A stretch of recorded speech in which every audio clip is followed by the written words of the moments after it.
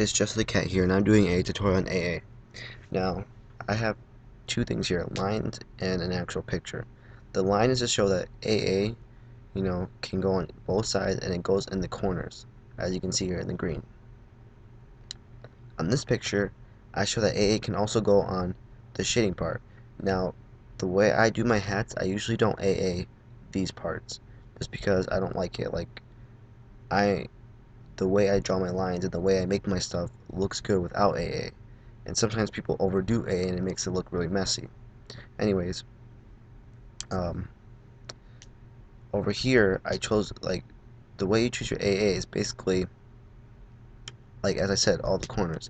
You don't want to do banding. Banding is just basically hugging the line. It's not really AA. It's just outlining it almost and making it look more pillow shaded than anything.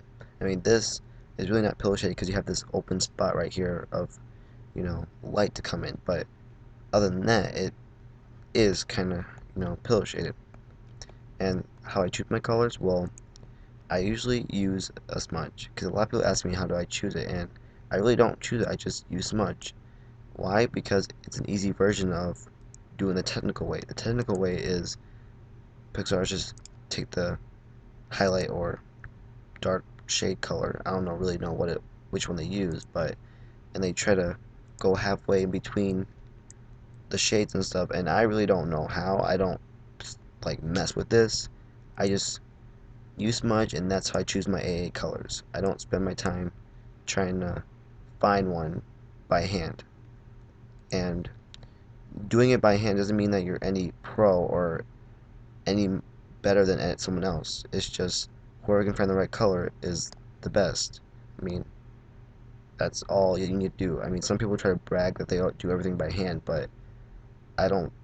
I mean, I don't want to spend my life just spending hours on finding colors and stuff. Even though color is a big subtopic, I still wouldn't spend my time doing it. Now, as you can see for this side, I explained before banding, and banding basically just outlines it, as I said here, that it just basically outlines this outside. And when you band, you're not making it look soft, you're just making it look pillow shaped, as I have already said. When you look at AA, think of it as two things. As one, that if a baby fell down these steps, would he get cut, or would it be like a pillow almost, and he wouldn't get hurt? Or could he fall down the stairs like these? I'm talking about the outside, not the inside. On the outside, he could get cut on these corners, you know. So another way to look at it is if you zoom out. If you zoom out, that line looks really nice, and this line does too. This line does not, because obviously you can see that it looks jagged. It looks almost like someone just drew the line and made it look really jagged and didn't spend their time on it. If you compare these two images, this one looks a little bit softer and a little bit more pillowy. This one looks defined and soft. I mean, you can still tell that it's AA and you can't really see any jagged lines on the inside, but it's more defined. Defined meaning it's more clear. This one just looks a little bit pillowy. And so that's basically it. And if I haven't talked about it already, you just when you AA things, you AA in the corners. I mean, obviously I missed a spot right here and right here, but you AA in the corners.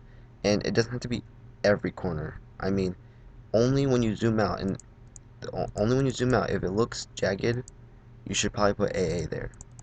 That that's why in my line art tutorial I don't really, I'm not really against jagged lines, because if you AA them, they don't look that bad. I mean, yeah, there's some lines where if you go crazy and you make it look bad and something like this, that's kind of bad looking. But even with AA, it might not look all that bad. So that's why I'm not a critic against line art, because I believe that if you can AA right, that you're fine. So that's basically it, my tutorial, and I hope you learned at least a few things from it.